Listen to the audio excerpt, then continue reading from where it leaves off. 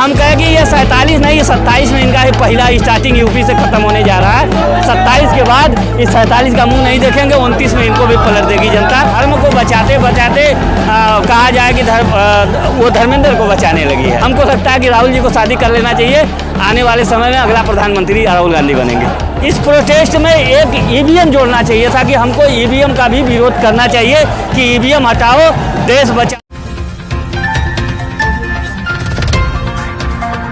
धर्मेंद्र प्रधान का इस्तीफा इसलिए ज़रूरी है कि अगर वो इस्तीफा देंगे, दूसरा जो भी मंत्री आएगा या जो भी वो विभाग संभालेगा उसके अंदर डर हो जाएगी और वो सही तरीके से पारदर्शिता दिखाएगा, पारदर्शी के तरह से वो काम करेगा। जो पेपर लीक है उस पर ध्यान देगा।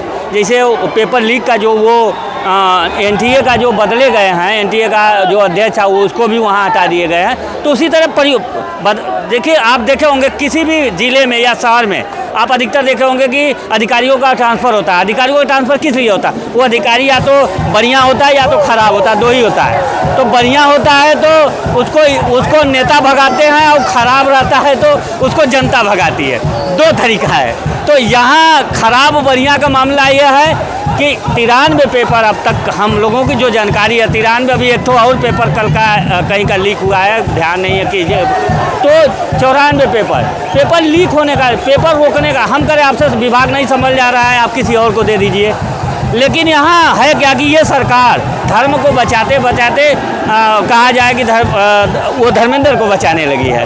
तो धर्मेंद्र को बचा रही है। धर्मेंद्र को बताने का नतीजा है कि ये 47 तक देखिए, जो पिछली सरकारें थी वो सरकारों को वोट पर था कि उनको वोट के थ्रू वो जनता चुनती थी, वोट के थ्रू वो सत्ता में रहते थे। इनको वोट से मतलब नहीं है, इनके पास ईवीएम है। तो इसलिए ईवीएम की वजह से इनको यह है कि पूरा हिंदुस्तान इनके बगावत कर जाए, पूरा हिंदुस्तान इनके विरोध में हो जाए।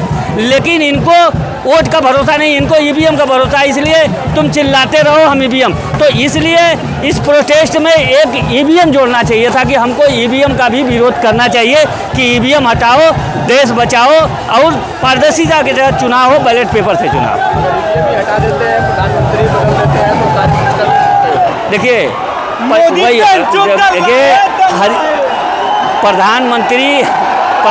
प्रधानमंत्री बदलना तो बदलाव की ये प्रकृति का देन है। हमेशा जानते हैं कि कोई भी प्रधानमंत्री हो या मंत्री हो या ये लोगों को 5 साल की वर्दी रहती है, हमेशा नहीं रहती है। लेकिन ये एक ऐसी सरकार है जो कह रही है कि हम 1947 तक रहेंगे, 2047 तक। तो हम कहें कि ये 47 नहीं, ये 27 में इनका ही पहला स्टार्टिंग यूपी से ख़त्म होने जा रहा है। 27 के बाद इस 47 का मुंह नहीं देखेंगे, 29 में इनको भी पलट देगी जनता। और आने वाले समय में युवा प्रधानमंत्री हो, पढ़ा लिखा हो। पहली बार की अभी हम एक बच्चा देखे थे, लगाया था कि अब जो प्रधानमंत्री हो शादीशुदा हो, शादीशुदा हो, मतलब मन की बात बीवी से और काम की बात जनता से। तो ऐसा प्रधानमंत्री हमको लगता है कि राहुल जी को शादी कर लेना चाहिए। आने वाले समय में अगला प्रधानमंत्री राहुल गांधी बनेंगे।